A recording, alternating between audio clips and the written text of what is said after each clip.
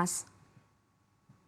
Hi, Maria. Great to be with you. Yeah, great to see you. Indonesian market has give back early Christmas gift from the Fed after the Fed decide to hold interest rates.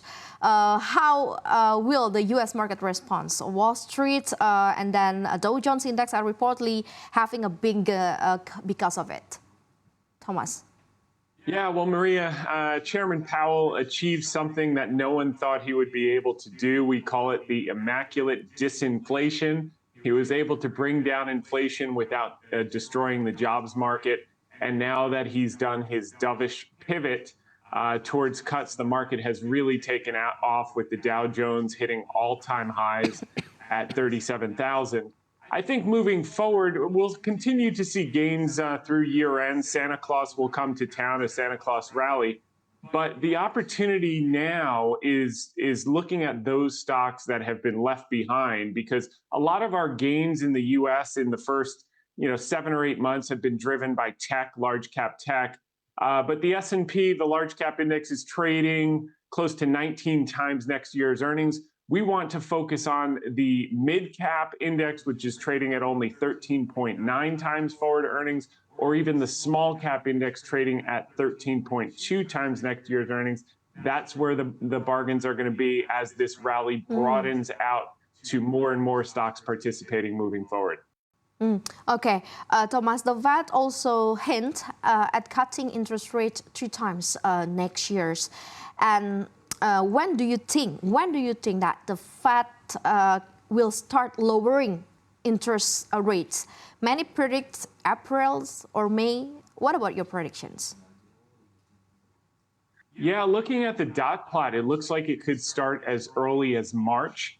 It was unexpected that the Fed would acknowledge that they're going to cut 3 times next year. The Fed funds future have now started to price in double that.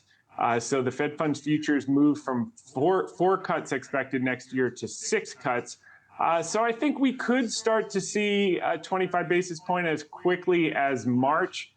If not March, then May for sure. And it could be back to back. So they have definitely pivoted, and it was a unanimous decision. So expect easing in the first half of 2024.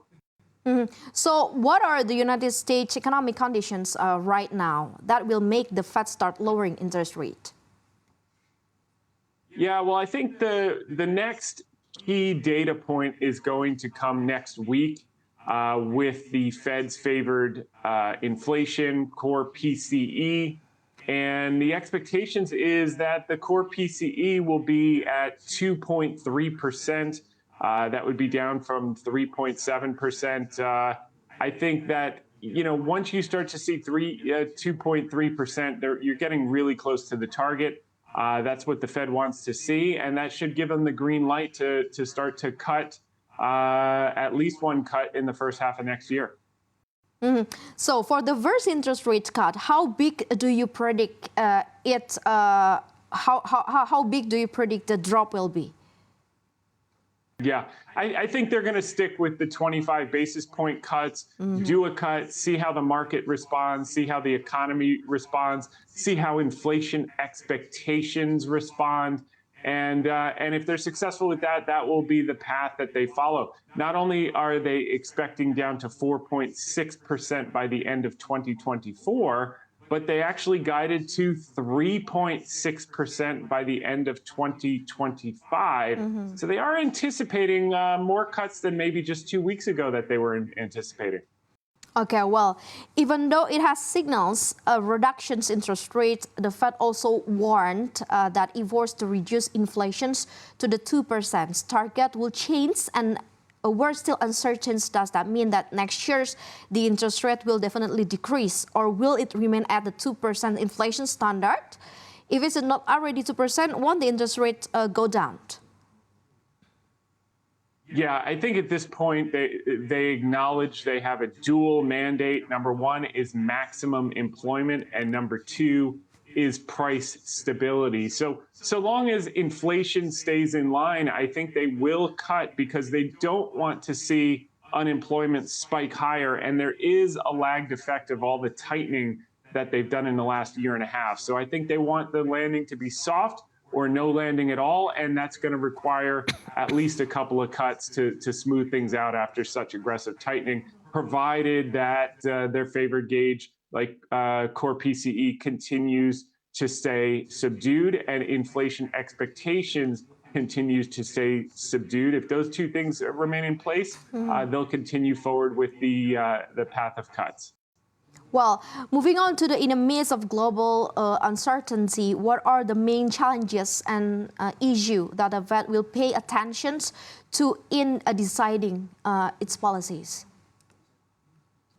Yeah, I think first and foremost is going to be the inflation numbers. That's number one to them, core PCE. They'll pay attention to job openings, which have been falling, which they like to see. And they're going to look at average hourly earnings. Those are kind of the three key things that they're going to keep on their radar. Obviously, they've got to keep an eye on energy. They've got to keep an eye on geopolitical issues that could impact energy. But leaving that aside, I think all the numbers that are of their purview are moving in the right direction and gives them the green light to move ahead with some level of normalization and easing in the first and second half of next year. Okay. After the Fed has a plan to cut rates until 3 times next year, so what are your predictions for United States economic growth in 2024? It will grow aggressively enough for next year's, or just conservative?